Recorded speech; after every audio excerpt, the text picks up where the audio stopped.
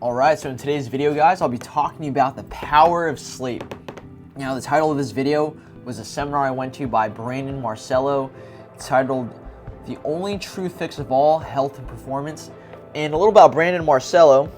He's a sports specialist, high performance coach, and he coaches athletes to sleep better, and he has a PhD and everything. And I believe, too, I'm very passionate about this topic. This is an aspect of someone's training program that is often very overlooked, right? Most people dial in the training, the eating. However, sleep is where all the muscle repair really happens.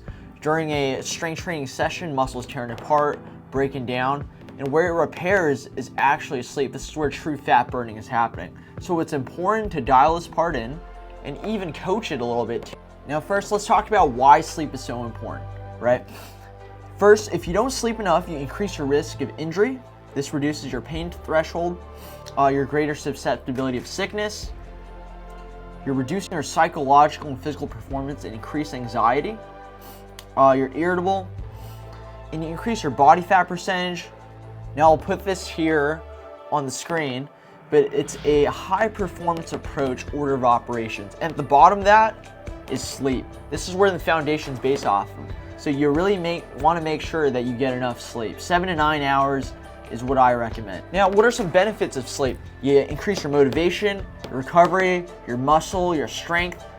You're smarter, you sprint faster, and there's a bunch of studies on this. One study they highlighted in the seminar was basketball players, right? There's a study about basketball players.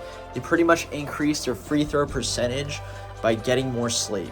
Now, a couple ways to tell you if you're not getting enough sleep. You got brain fog, you're surviving on caffeine, you cannot wait until you get some more, and a little bit of sexual dysfunction. And the less sleep you get, the less testosterone you produce. So it's super important. Now, my mom used to always say, after a long day, sleep it off, right? You just feel so recharged. And even after a couple of training sessions, hard training sessions, the next day I feel like I got hit by a truck.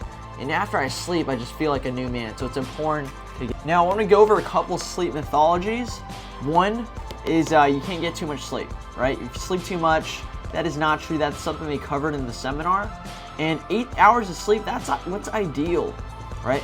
And another mythology they covered in that seminar is older people don't need as much sleep, right? Storing up sleep for the week ahead. And another one they covered is alcohol helps you sleep better. And that is not true. That disrupts your REM sleep. That's your deep sleep.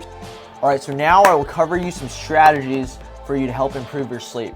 The first thing you gotta cover is your sleep hygiene. Before you take any supplements, you gotta dial in the sleep hygiene. And what this covers is your time to sleep, time you wake up.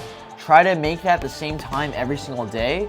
So a good rule of thumb for myself, if I start my day at 5 a.m. and I wanna hit 9 hours of sleep, I'll be in bed by 7:30 to give myself at least 30 minutes before time to fall asleep. So I'll be up at 5, and that gives me 9 hours exactly. So set a bedtime for yourself like that. And I would recommend some type of sleep routine beforehand, right? So a good rule of thumb is have about 3 hours before dinner, before bed, right? That gives you enough time to digest. Something I've been incorporating is a nighttime walk after dinner that helps with digestion. Me being outside, being exposed to natural melatonin at night, that'll help me get back to sleep. Other things you can incorporate, you could do like mouth tape. You could start reading, journaling out some thoughts beforehand. Avoid blue light as well, right? So your cell phones, dim it. There's settings you could do on that to take out the blue light. Avoid bright lights, so you could read a book an hour before bed, journal. All right, so now some other things I wanted to include too. Have a good blackout setup. No light coming into your bedroom is one. Now get your cell phone away from your head. Your cell phone emits EMFs, right? So get that away from your head. Put it like in another room, like super far away from your head. And that way you just don't have any attachment to your phone. Don't drink too much water before bed. Cut off like the water intake an hour before. You do not want to be waking up in the middle of the night going to the restroom. That could disrupt your sleep. Another thing too, make sure the room is very cold, right? 67 degrees, that's what's recommended. But make sure it's a nice cool room to sleep in. And eye masks, they help a ton as well. And mouth tape. I would start with all those things before taking any type of supplements before sleep. Now, something you could also do is program around your bio clock. I'll put a chart here. So this chart has a really cool breakdown. 4:30 a.m., that's your lowest body temperature. 6:45, that's the sharpest rise in blood pressure. Now, 7:30, that's when melatonin secretion stops. So that could be a good time to start waking up and program your day around this, right? 8:30, bowel movements likely. Now, highest testosterone secretion, that's 9 a.m. and highest alertness is around 10 a.m., right? So this can help you with your sleep. Now, another thing you can do first thing in the morning is expose yourself to natural sunlight, right? So first thing in the morning, get out of bed, go outside for like 10 minutes, read some coffee, journal, whatever you need to do, meditate or something. But just like being exposed to natural sunlight, that'll start your bio clock and start your circadian rhythm by being outside. Now, a cool slide they covered in the presentation was resolve daily dilemmas outside the bedroom. It's important to recognize whether or not you're a worrier, like you worry a lot. Before going to bed, make a worry list and write a brief action item beside each concern, right? This can help give you some closure to that worry. So this can help with people who worry. Now let's cover some supplements, right, that work. Melatonin, start with a low dosage. Melatonin is start with a low dosage, 1 milligram first, up to 5 milligrams max. Start with the kids one, and if you get the gummies, they're really good. You won't forget to take them.